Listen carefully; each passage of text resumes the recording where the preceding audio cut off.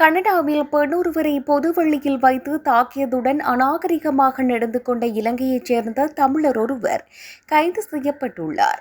டொரண்டோவைச் சேர்ந்த 36 வயதான திருக்குமரன் கந்தசாமி என்பவர் நேற்று முன்தினம் கைது செய்யப்பட்டுள்ளார்.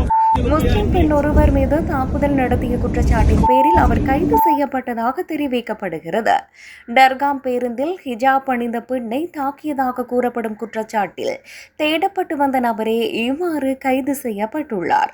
கடந்த ஏப்ரல் மாதம் ஆரம்பத்தில் ஸ்காப்ரோவில் பயணித்துக் கொண்டிருந்த டர்காம் பேருந்தில் வெறுப்புணர்ச்சி தூண்டப்பட்டதாக இலங்கையர் மீது குற்றம் சாட்டப்பட்டுள்ளது.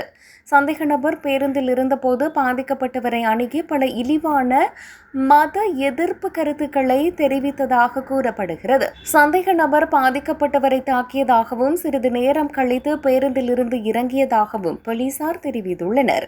இந்த சம்பவம் காணொளியில் பதிவு செய்யப்பட்டு கனேடிய முஸ்லிம்களின் தேசிய சபையால் சமூக ஊடகங்களில் பதிவிடப்பட்டது. பாதிக்கப்பட்ட ஹிஜாப் அணிந்த பெண்ணை ஒரு கட்டத்தில் சந்தேக நபர் பயங்கரவாதி என அழைப்பது காணொளியில் பதிவாகியுள்ளது. இதில் குற்றம் சாட்டப்பட்டவர் இந்த கோடையின் பிற்பகுதியில் நீதிமன்றத்தில் முன்னிலையாக உள்ளார். இவருக்கு எதிரான குற்றச்சாட்டுகள் எதுவும் இதுவரை நீதிமன்றத்தில் நிரூபிக்கப்படவில்லை.